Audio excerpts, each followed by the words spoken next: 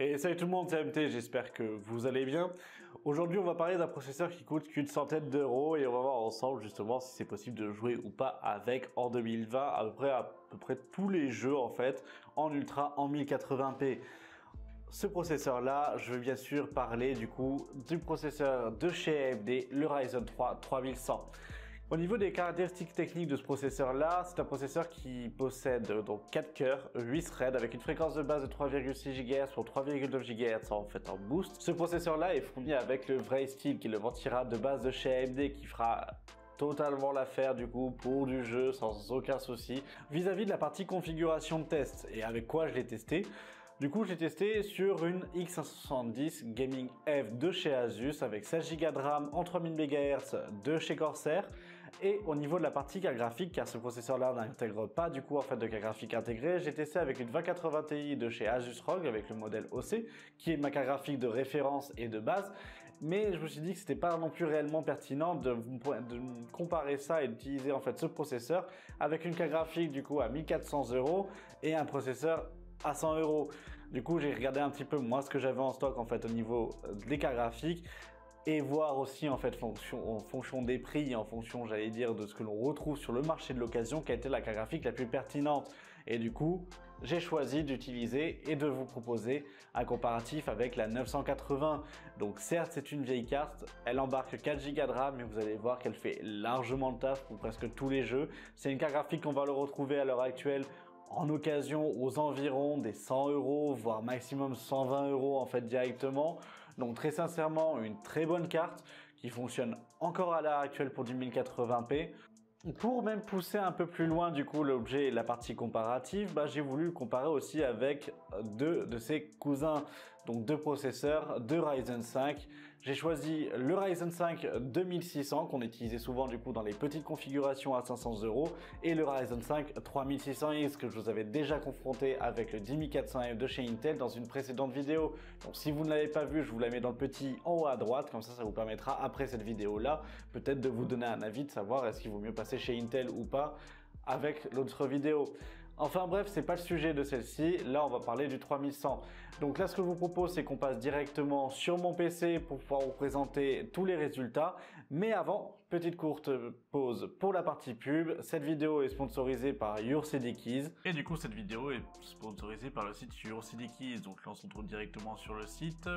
Et ce qui va nous intéresser sur ce site-là, ce sont les clés Windows 10 parce que justement, YourCDKeys permet de vendre des clés de Windows 10, des clés EOM, donc qui sont des clés qui sont utilisables une seule fois sur un seul PC, mais à prix battant toute concurrence. Donc là on arrive à 15,46 €. Si vous appliquez mon code, donc MHT18, on va tomber plutôt aux alentours des 12,60 €. Donc contrairement aux 100 voire 120 € qu'on va retrouver dans les grandes franchises informatiques ou même sur internet pour pouvoir payer justement vos clés, c'est quand même un bon gain. Là à l'heure actuelle on pouvait payer par PayPal le jour où j'ai fait la partie de cette vidéo là. J'ai su qu'ils avaient quelques problèmes en ce moment sur PayPal, mais on peut payer par carte directement. Donc une fois que c'est payé, on va directement se retrouver dans notre espace. Comme vous pouvez le voir, j'ai quand même acheté plusieurs clés, donc je fais quand même assez confiance à ce site là. Une fois qu'on a cliqué sur notre commande, on fait obtenir la clé. On a cette clé qui apparaît directement, donc c'est une clé EOM. Donc moi je l'ai déjà activée et je remets en jeu, si j'allais dire directement mon activation de mon propre Windows. Donc vous allez dans les paramètres d'activation de Windows.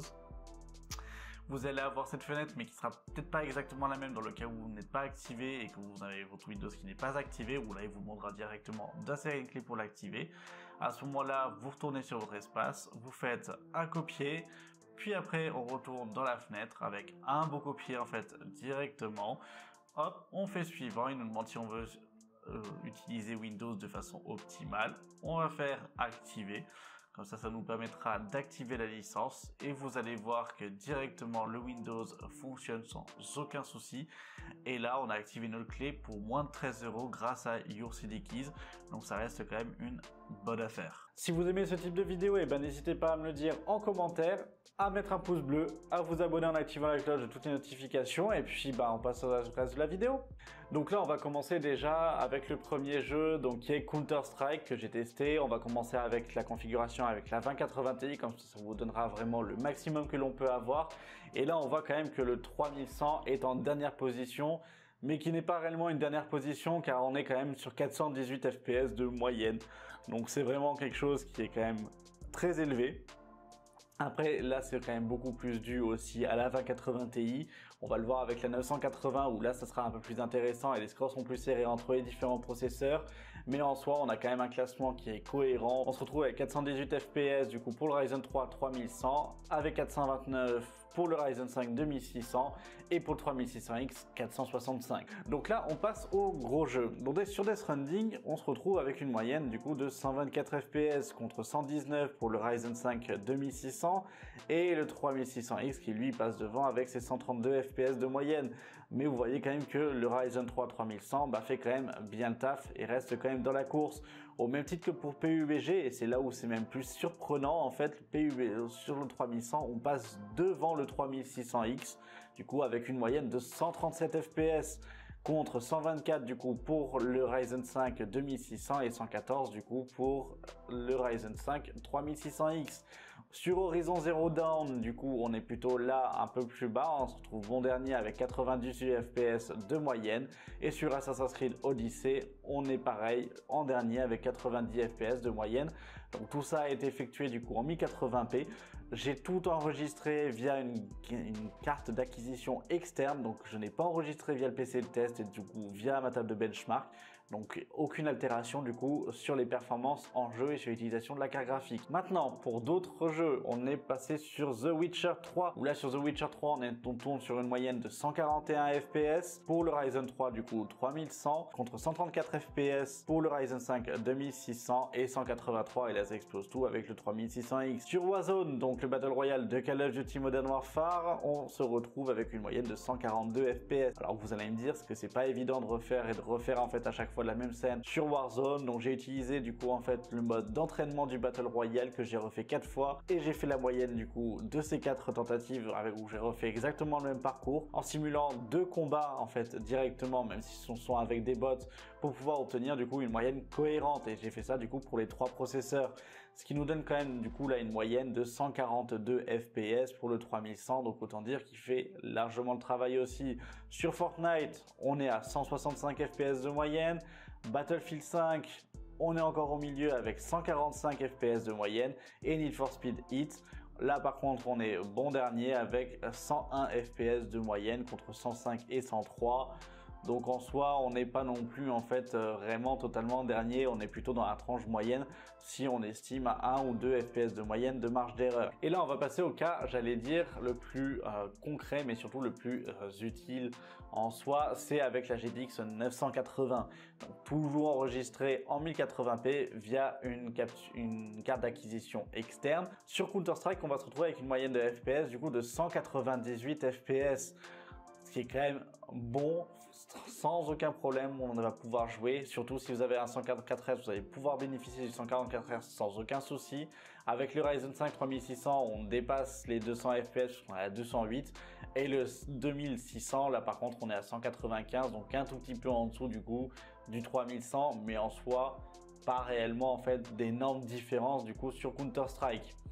Maintenant, on va commencer avec PUBG. PUBG où là, on va se retrouver au milieu, c'est-à-dire à 100 FPS de moyenne contre 98 pour le 2600 et 112 pour le 3600X. Donc, il garde sa position. Sur Death Stranding, on est à 65 FPS de moyenne contre 67 avec le 3600X et 62 avec le 2600. Sur Horizon Zero Dawn, et c'est là où on baisse et qu'on passe en dessous des 60 FPS du coup de moyenne, on est à 58 FPS de moyenne. Après, on n'est pas sur un jeu compétitif, donc très sincèrement, ça fait largement le travail, on peut jouer sans trop aucun souci. J'avais aussi quand même repéré quand même pas mal de pics où on était plutôt aux alentours des 65 à 75.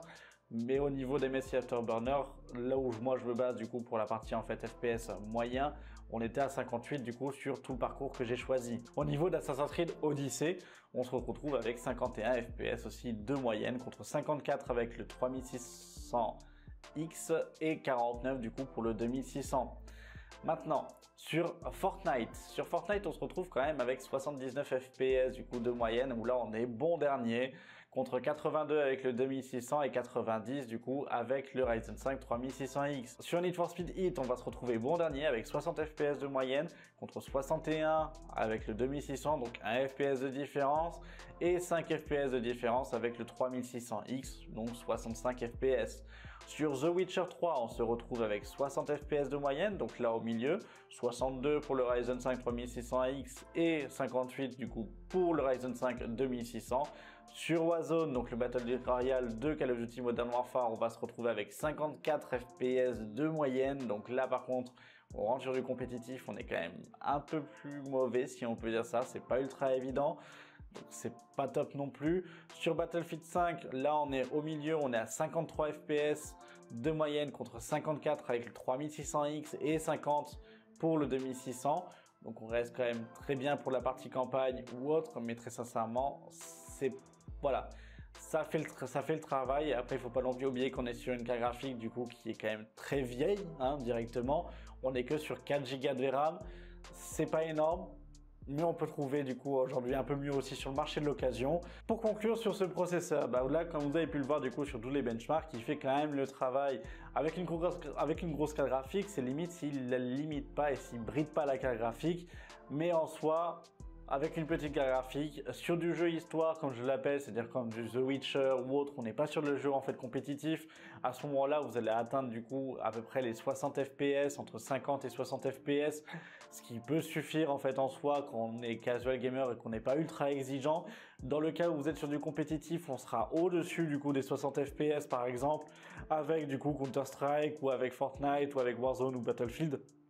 Où là on va tomber du coup plutôt justement en fait aux alentours des 50 ou 60 FPS du coup pour Call of Duty ou pour Battlefield, et pour Fortnite on sera quand même un peu plus haut car du coup il demande beaucoup moins de ressources. Donc en soi c'est vraiment à vous de faire votre choix. Comme vous avez pu le voir aussi, le 3600X quand même le dépasse de beaucoup, mais quand on regarde son prix, il est aussi 100 € plus cher. Donc c'est aussi en fait à vous de faire votre choix au niveau de vos configurations. Là moi je vous ai donné un peu toutes les clés en main et je vous ai comparé du coup en fait ces 3 processeurs, donc ça vous permettra vous de voir ce qui ira le mieux du coup dans votre configuration.